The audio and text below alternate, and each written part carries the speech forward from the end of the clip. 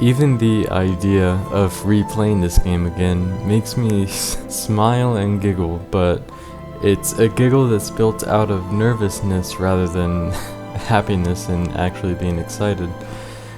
This game and I have a complicated history. It took me years to complete this game, and if you'd indulge me, I'd like to tell that story as my memory review for this game rather than just actually reviewing it. It would not do my memory review justice without the context of this historical, biblical even story. And if I were to list my personal strengths, my memory would not be among them. Even so, I can still picture the general layout of the scene where I purchased the game. My brother and I got my dad to drive us to GameStop, and we were sniffing around looking for a new game to play.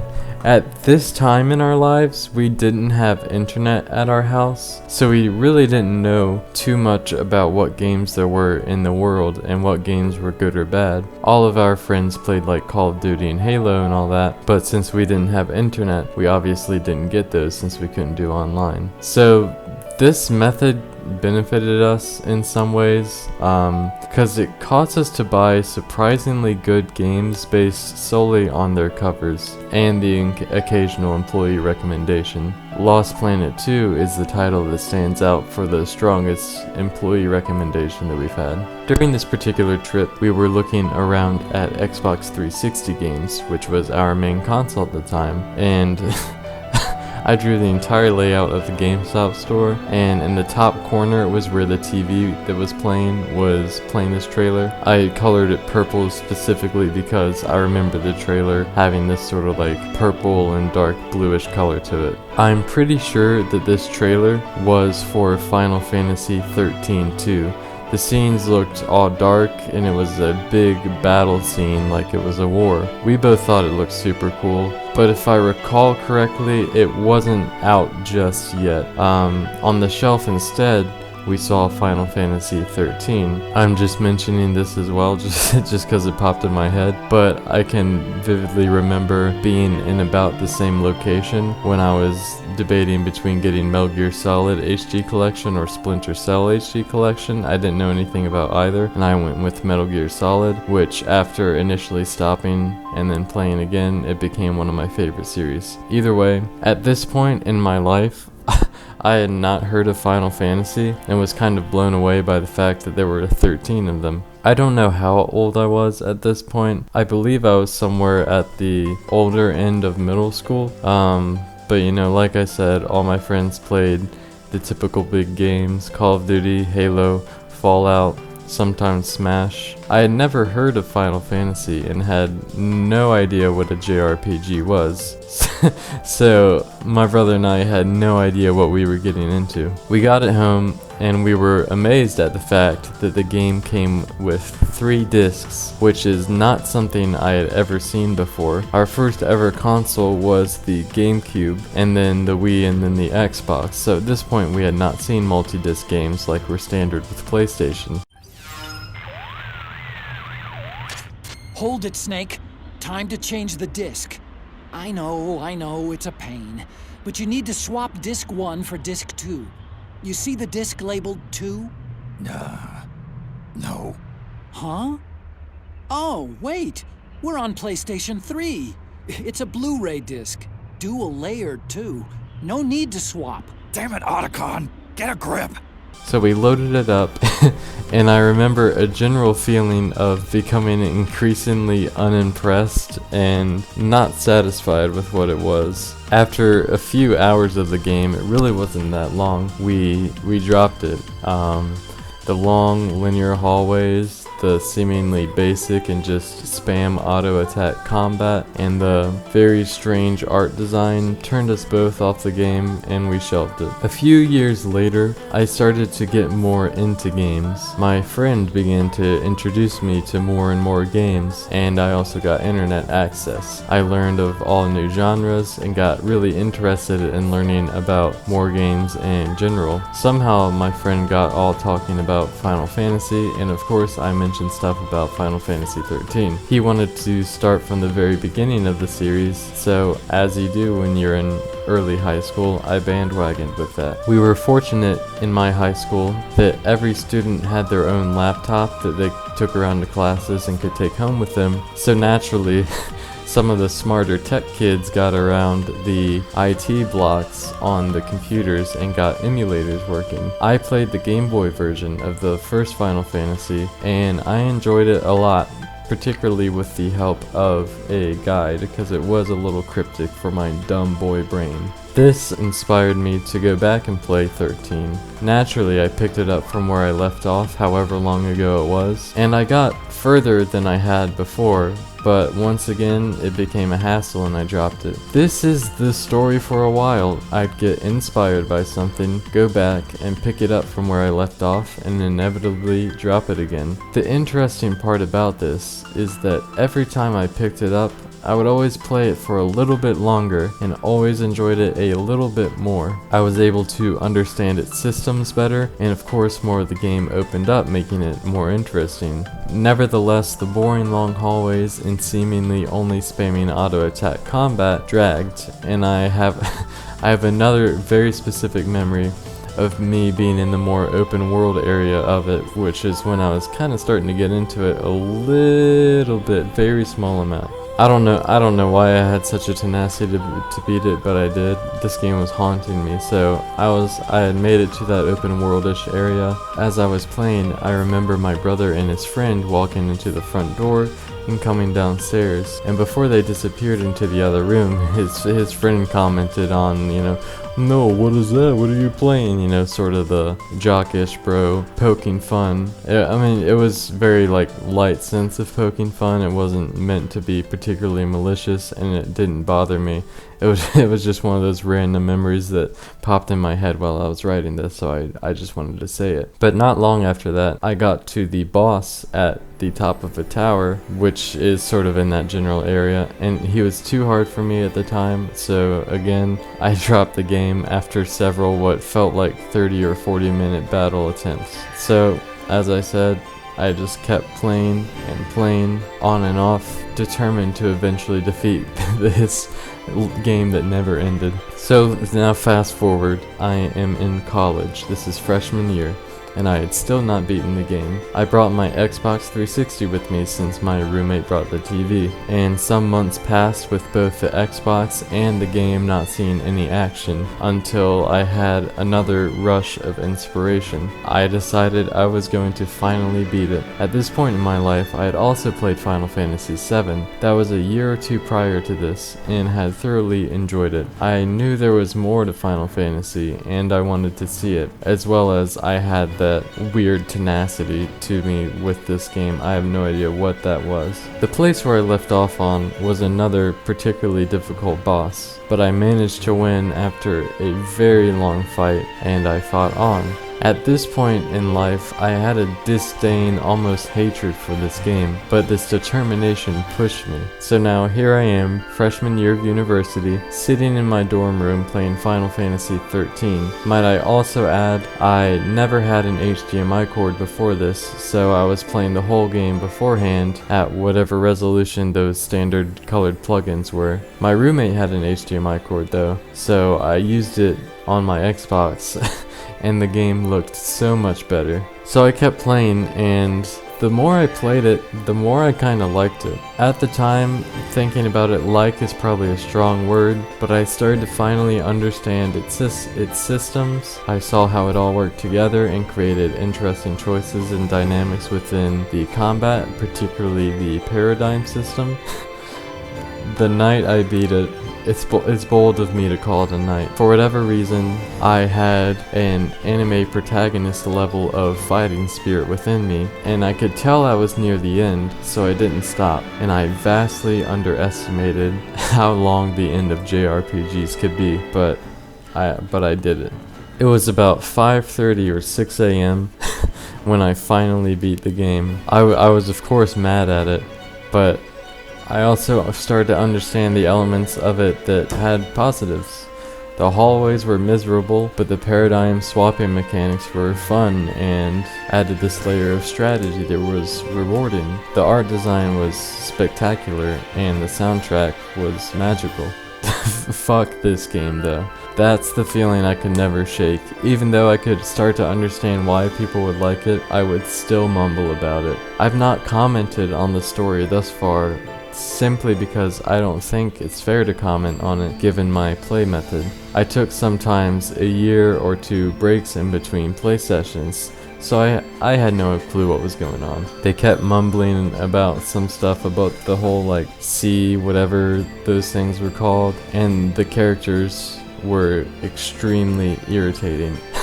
I play the game in English at this time, so you could say I've been through some stuff. It is not Troy Baker's strongest performance. And so when it comes to the quality of the story, I cannot say, but the characters are just like an itch you cannot scratch while you're trying to focus. That's like the level of annoying and whiny they are. So this complicated history I have with this game makes it very difficult to review based on memory. There's so much time and conflicting opinions within one game that it's hard to say anything and expect it to be completely fair, as every opinion I give on the game is laced with differing opinions as I changed as a person. I hate this game, a disdain for it rather, but I look forward to replaying it in a twisted way. I understand games significantly more now. At this point, I've also played Final Fantasy I through 12. I respect games more, I love them deeper, and I want to know how much, if any, my opinion will change on this game. What kind of internal conflicts will I have if I actually come to start enjoying it, or will I actually dislike it even more and find it draining? One last thing before I go and play the game. Last time, like I said, I played it on Xbox 360, and this time I'm playing it on PC.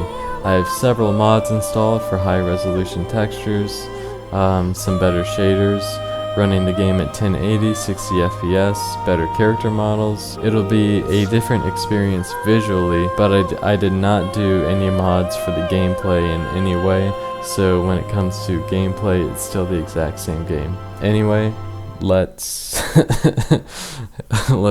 see if I like the game. Let's get started.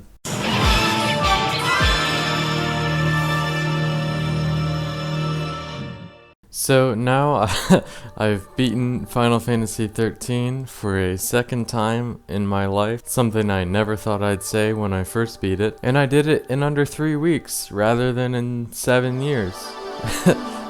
beating a JRPG, it always feels like an event, and I love that, and I think that's why my opinion of Final Fantasy XIII closer to the end of the game started to become brighter on my first playthrough, because you know the games are so long, and when you finally get to the end, it's just this hoorah moment that heightens any emotional impact that the game is trying to carry. And JRPGs are especially the best at this because they're so large in their scale.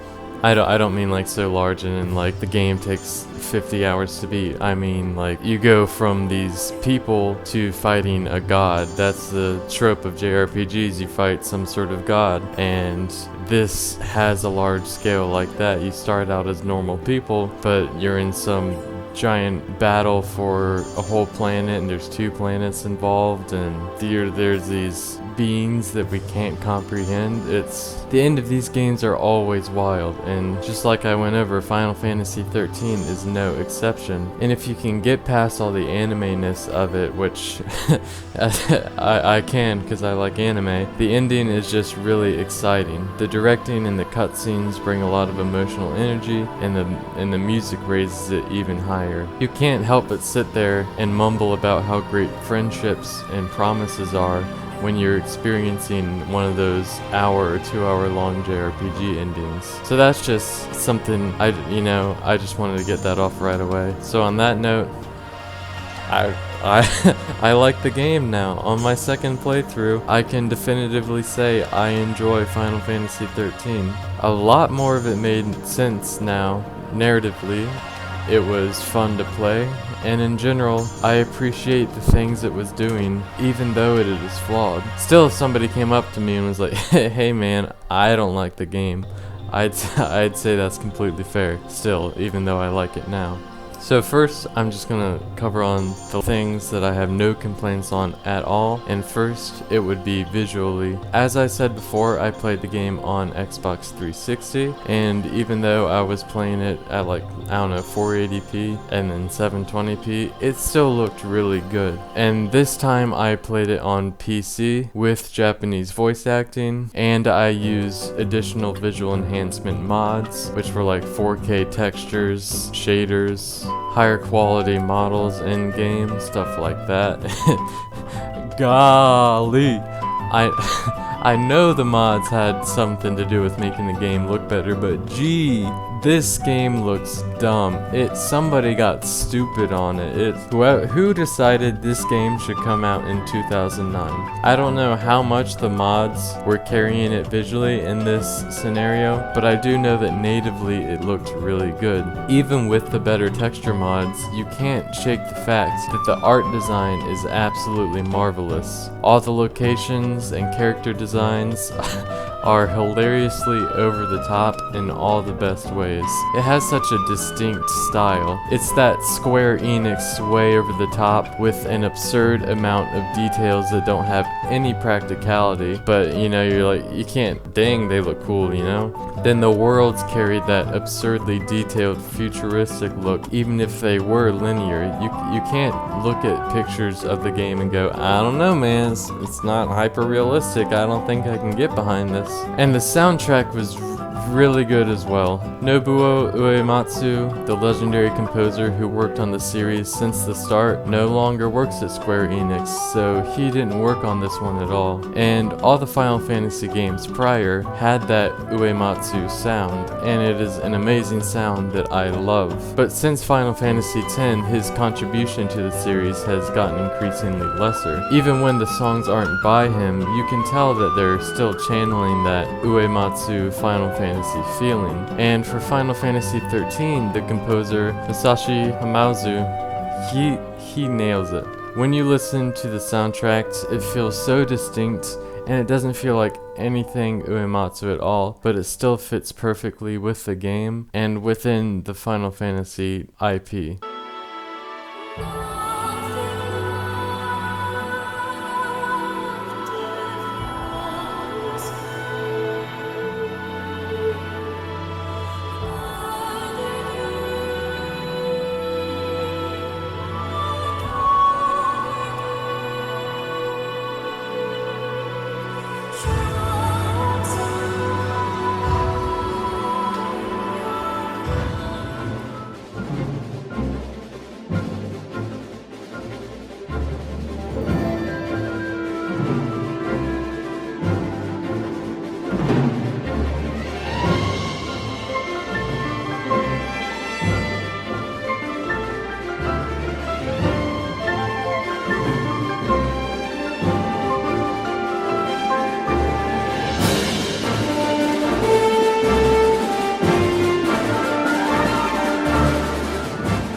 It has its own unique style, has its own unique voice, qualities. All these things are separate from something Uematsu would do. It's entirely distinct but fits so well. He did a fantastic job, and he made a soundtrack worthy of being in a Final Fantasy game.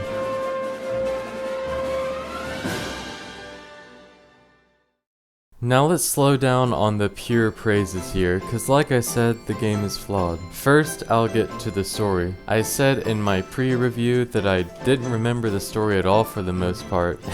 I was entirely right. I always thought Hope was a whiny little baby boy, and Vanille was super obnoxious. And it turns out Hope's actions fit his character arc, and so do Vanille's. Maybe it's also cause I'm playing with Japanese audio now instead of English.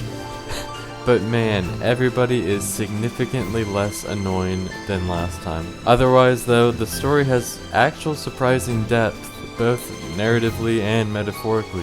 I don't want to go too much into the specifics of the story and the lore and everything. Trust me, I tried. It became too much of an info dump in order for me to get to the points I could actually talk about. It is a competent story. It's very anime still, but it hits on some very heavy notes. The government controls the people through fear, and the people allow the government to exile mass amounts of people through that fear, and the main characters all become branded with the potential to become monsters if they don't complete what is called their focus. But at the same time, they're being hunted by the government, and the world is run by these godlike beings called the Fal'Cie. They run the entire planet, and they are what branded the main characters. Well, I said I wasn't going to get into lore because there's tons of notes I could say about that, but that's just the basics. And it becomes a story about purpose, willpower, overcoming struggles and sorrow, you know, the tenacity of humans. But at the same time, it touches on topics about totalitarian governments and the way people can be controlled through propaganda and fear, and there's really a lot more to it than I remember initially thinking. When it comes to the moment-by-moment execution, that's where the game falters a little. Some of the extra deep lore is hidden in data logs that you have to read in the menus rather than being told directly in the story or the world. Due to the scenario of the story being a group of people fleeing through the world, they can never really stop and be all, anyway, this is what this thing does in the world, so you kind of have to read a data log about that. They of course touch on it fairly lightly, but I feel like reading the data logs allowed me to understand the vocabulary and the world better, so that when they did talk about it in the cutscenes, I was able to understand it much more clearly. And it's honestly a shame though, because the world is extremely interesting, but it's never explored past just walking through it. Like I said, the party is fleeing, so you know they can't really just wander around and explore, which is a shame, but the world and lore are so interesting that I can't help but say I would have liked to see more of it. And when it comes to the characters themselves, they all go through interesting arcs, though it can be a little anime style melodramatic at times. I never saw any characters as annoying this playthrough though. They all have their problems, they all have their reasons, and they're just trying to get through this terrible scenario. They all grow to become more likable and less pouty, but even when they are pouty, it's understandable why within their character arc, so I don't hate them because of this. That's why I think I hated the character Hope my first playthrough, because I didn't remember the story at all.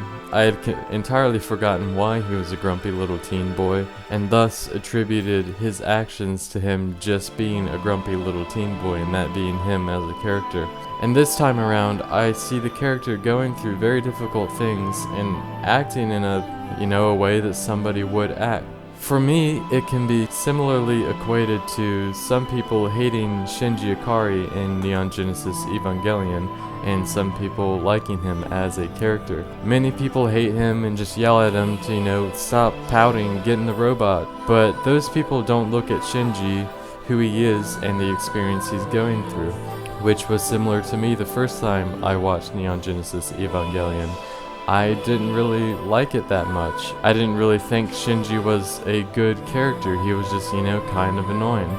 But then the people who think Shinji is a good character can look at him, they can empathize with him in the context of the story. He's not somebody who's meant to be instantly likable and heroic and always make the right decisions right from the beginning of the story. He's a human. And that's the style of perspective I've been able to bring to this playthrough, which happened on my second rewatching of Neon Genesis Evangelion, where it became probably my favorite anime, and I think Shinji is a great character because I can view him through that lens now. And I can also view the characters of this story through that lens as well. They're not, especially at first, and none of them are likable on the surface, but how they operate within the story and their dynamics with each other and their flaws make it more interesting to watch. And when they begin to, learn about themselves, overcome these problems, it's more interesting because they were flawed at first, which, like I said, first playthrough, I was blind to that sort of mentality. I know why you're here though. This is Final Fantasy XIII, the hallway simulator. One of the Final Fantasy entries the community is most split about. I didn't mind the hallway simulator aspect. I'm not going to entirely defend it either, but I felt it was fine. Did it limit the game a lot? Yes. That itself is shown when you get to chapter 11, when the game opens up in sort of a open style type of level. That's easily the best level of the game, and it allows you to do side quests and roam around a bit more freely. That part was great, and would the whole game have been better if it was more open in that style? Probably. My biggest complaint when it comes to the hallway simulator aspect is how many cutscenes there are. The hallways are just run, cutscene, run, cutscene, run, cutscene, for the most minor stuff. They definitely could have done more chatter within the game itself, allowing you to do actions within the game itself. Like, by God, you couldn't even press a button without it showing you a cutscene of them pressing the button. And generally just, slowing down the number of cutscenes. It makes the hallwayness feel even worse when you can't even walk in a straight line without getting interrupted. And it does get tedious sometimes. Like I said, time to press a button. Give this a shot. Gotta hit 4 control panels. Whoa, it's a cinematic. Let's go, guys. It's just to press the button. We're just putting down a bridge. Press the button, the bridge goes down, we can walk across it. I don't need a cinematic for all that. Just press the godforsaken button. The game would have been better with less hallways and more freedom, but it's still not bad. I mean, it fits the narrative anyway, which I think is the biggest argument for the hallways. They're always on a world where everybody is after them and wants them dead. The entire government is after them. The citizens are afraid of them. What else are they gonna do besides run as quickly as they can to their destination?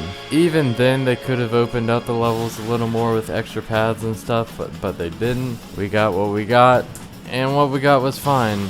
More interactive ability within the hallways would have been nice too, like some puzzles, something we can do other than just run, but fine, whatever. That's none of my business. If somebody hates the hallway aspect, I can't really defend it all that much. I still didn't mind it, but they could have done better. The part that I think helped solve the hallway problem a little bit by just generally being a fun combat system is the combat system. The game ditches the normal jobs and leveling system and provides the characters with 6 roles. The Ravager role is the mage, Commando is the physical attacker, Sentinel is the tank, Synergist is the buffer, Saboteur is the debuffer, and the medic is the medic. Each character can be all 6, but they have 3 main roles, and just through the story of the main campaign, you typically only level up those 3 roles. But there's 6 total characters, and you can have 3 in your active party at a time. And from there, you can build up a combo of these skills. Like Lightning, the main character, can be her main roles are Commando, Ravager, and Medic. Hope, his main roles are Ravager, Synergist, and Medic. Fang, her main roles are Commando, Sentinel, and Saboteur. Vanille, she's Ravager, Saboteur, and Medic. And each character has their own set, and you can combo them however you want. And then within there, you can customize your party into 6 paradigms or states that you want the characters to be in at any moment. So let's say if you want to have a moment where you're focusing on attack, you can have them in a paradigm that is all Ravagers and Commandos. Or if you're in a state where you really need to heal up fast, you can change your paradigm to having, 2 medics and a sentinel. And different setups work well against different enemies, but generally buffing and debuffing is always the route you want to start with. It's all about risk-reward with how you set up your party in the paradigms. Do you want to go all attack and then have to drop back into all medic? Do you want to have 2 attack and 1 medic? It's up to you how risky you want to play, and the more risky you play, the faster you can beat enemies often. But of course there's a lot of risk that you could lose a battle because of that, so there's a lot of dynamics to it. It's a lot of fun when it comes to making your party paradigm. Then from there is the stagger mechanic, which is where by attacking the enemy you build up a stagger gauge, which when filled up they go into this like critical state where you do an insane amount of damage to them, and you can keep building up the gauge percentage, which as you build up the percentage, more damage is done to them. There's some more depth to it that I can get into, but like magic damage, the Ravager builds the chain gauge up faster, but the gauge will go down quickly if you don't keep hitting them. Commando doesn't fill up the gauge as quickly, but it slows down the drain significantly, so you have to hop around between all these different setups while trying to maintain and grow the enemy's stagger bar till you can hop in and destroy them. There's a lot to it, and it's a lot of fun to balance out, oh, I need to heal up, I need to buff, I need to debuff, but I need to keep building their gauge. It's really high, I can't lose how much progress I've got. And it's just a lot of fun to balance through all those elements. But then we get to the next big complaint that people have, which is the auto battle system. So the combat system relies entirely upon knowing your enemy's weakness. And with the ability you have called Libra, it shows you all the enemy's weaknesses, their status resistances, whether they're, are they weak to fire, are they weak to physical, what kind of attacks do they do, among other information. And Libra is an essential move to use as AI teammates make decisions based on this information. And it's also essential to the player character as well, because it dictates what kind of attacks you'll want to use and avoid and so on. That's where the auto battle button comes in. Let's say you're a Ravager and you know the enemy is weak to fire. You can either A, go into the ability window, scroll through all the possibilities, and select all the fire attacks manually. Or you can just hit the auto battle button in the game, knowing that the enemy's weakness is fire, will do all fire attacks for you. Many argue that this trivializes the combat. I was one of the people who originally thought so as well. I thought, the game is just, oh, you're just sitting around hitting auto battle, but now I'm gonna defend it. I think that, there's already a bunch going on within the combat that you need to balance. What paradigm are your characters in?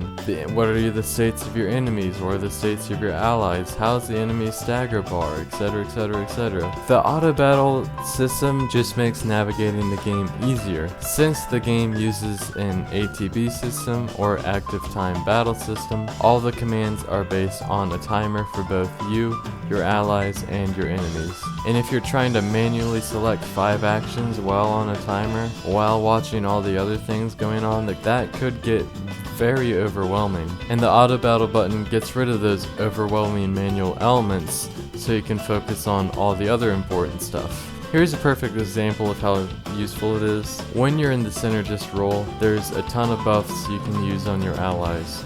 Protect, Shell, Haste, Veil, Bravery, Faith, Infire, Barfire, In Water, Bar Water, etc, etc, etc, etc, etc. The synergist has to apply all these buffs to each party member, 1 or 2 at a time. It would be horribly tedious if you had to manually scrub through every time to see where the buff is, see if your party member has it, and all that juggling while juggling everything else that's going on in real time. You can just do auto battle and it will use the buffs that haven't been applied yet for you, and it will prioritize the buffs according to things your enemies will do. Like, let's say an enemy will debuff your party frequently. Veil will come higher on the priority list since that blocks debuffs a little bit. But if you really have something you need done right now, you can still go and manually do it, even before all your ATB gauges have filled anyway. So there's depth when it comes to ATB canceling. I see auto battle as a tool to help create a smoother experience, but there's also times where the tool isn't what you need and you can hop in there manually. You can easily beat the whole game exclusively using auto battle, but there's a skill ceiling involved in knowing when to use it and when you need to go in manual real quick. I'm just generally a fan of the combat system, and it would be cool to see them take it further. The level of customization reactivity, and risk-taking that it all involves creates an experience with a low skill floor, but appreciably high skill ceiling. You know, to end it all off, I'm really not entirely surprised I ended up liking the game. I always had a slight internal mischievous grin that on a replay I would hate it even more, and I kinda internally wish that I did just for fun. But rather than the 5 or 6 years, I beat it in less than 3 weeks, like I said, and I never felt the need to quit. It was far from as difficult last time, so I never got stuck. I think that's with, one, I'm not an idiot anymore like I used to be. I understood the mechanics better. I don't think it's because I was on the replay. I think it's just because I'm not dumb like I used to be, and I also probably leveled up to a much more appropriate amount than I did last time. And I'm really quite glad I decided to replay the game. It would have held a negative place in my heart for the rest of my life that it didn't deserve. I've changed as a person, I have grown, and I can look back at my old opinions and disagree with them. I was wrong on my first playthrough. I still wouldn't recommend Final Fantasy XIII to everybody though. If somebody was just hopping into Final Fantasy for a couple games, or JRPGs in general, I'd point them to like Final Fantasy VII, Final Fantasy IX, Final Fantasy VI. I would point them to the others, and only play 13 if they're like, yeah, I'm gonna play a lot of Final Fantasies. I'd say at that point it's worth it to play 13. But if you're only dipping your toes, you probably shouldn't play this one. It's flawed enough that people will rightfully dislike it, as I did. It's also good enough that people will rightfully like it, like I do now. Anyway, that is my re-review of Final Fantasy XIII. I'm definitely very glad I decided to do this, and you guys have a great day. Take care of yourself.